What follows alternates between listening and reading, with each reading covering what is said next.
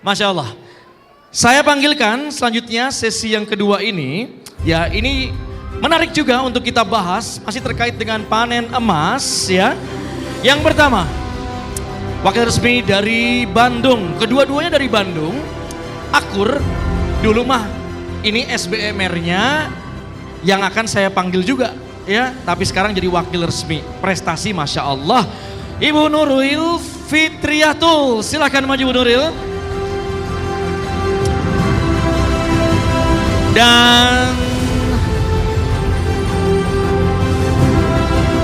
selanjutnya, nah justru yang ini adalah wakil resmi mantan tercantik terindah ya. Ibu Siti Aisyah, wakil resmi dari Bandung, Umi Aisyah. Silakan maju. Kemudian Ibu Werlina Fauzia Hasibuan, silakan maju Ibu Werlina.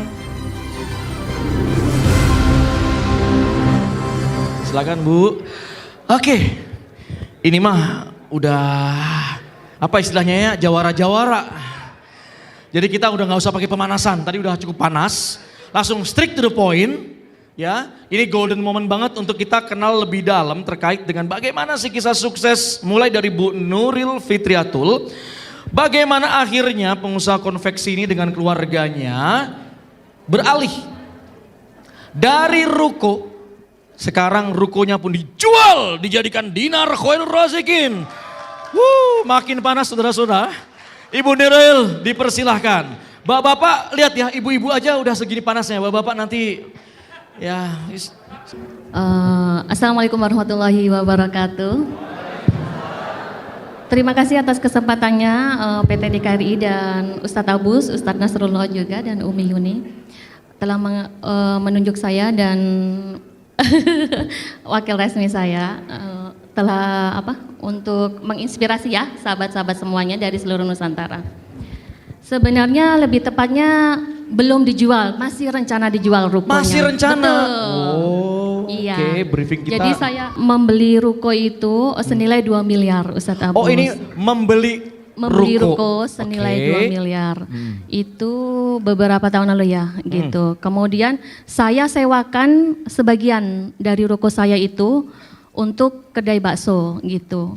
Iya, dan hasilnya itu 1 tahunnya itu 30 juta saja. Alhamdulillah lah ya. Ya karena properti memang jarang yang lebih dari 3% dari nilai propertinya ya untuk saya disewa. Mendapatkan 1,5% dari nilai ruko saya. Sahaja. Iya betul, dari nilai ruko saya. Dan saya bandingkan dengan saya membeli emas dinar ya di start awal itu.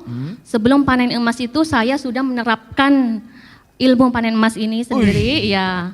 Yaitu menjual mobil Fortuner atas saran beliau. Oh, ini provokatornya.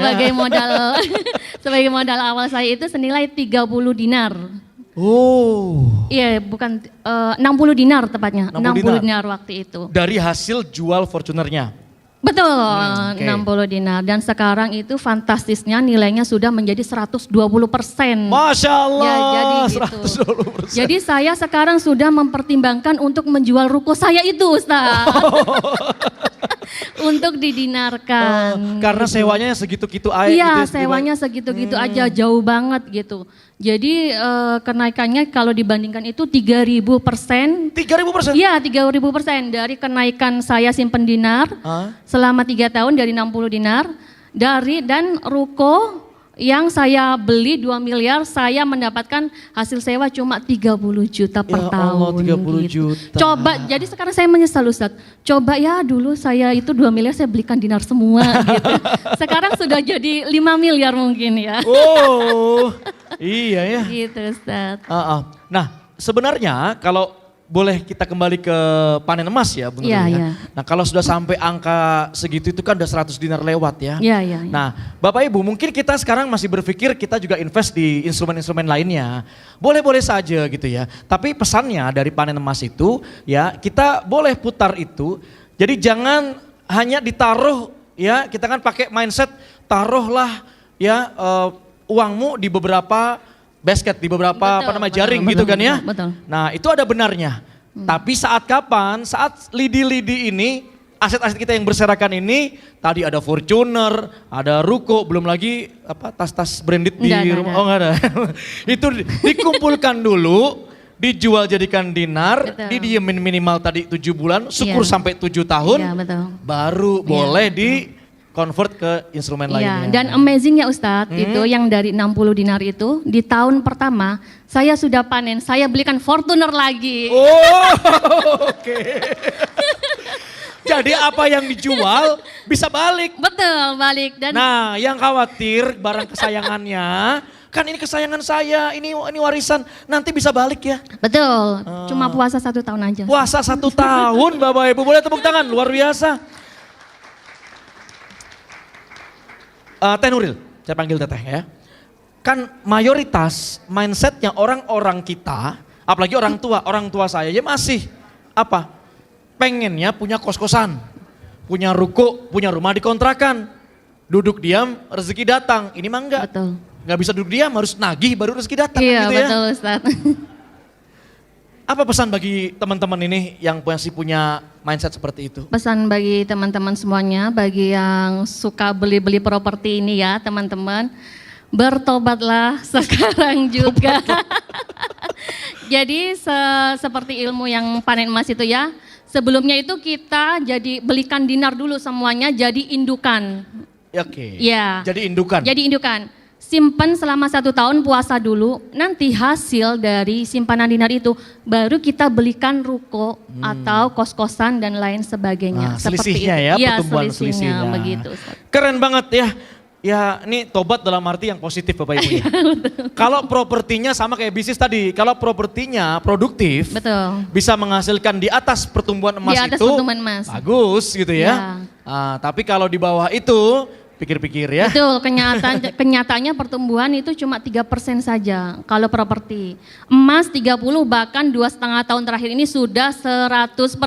Tepuk tangan dong. Dinar Khairul Razikin.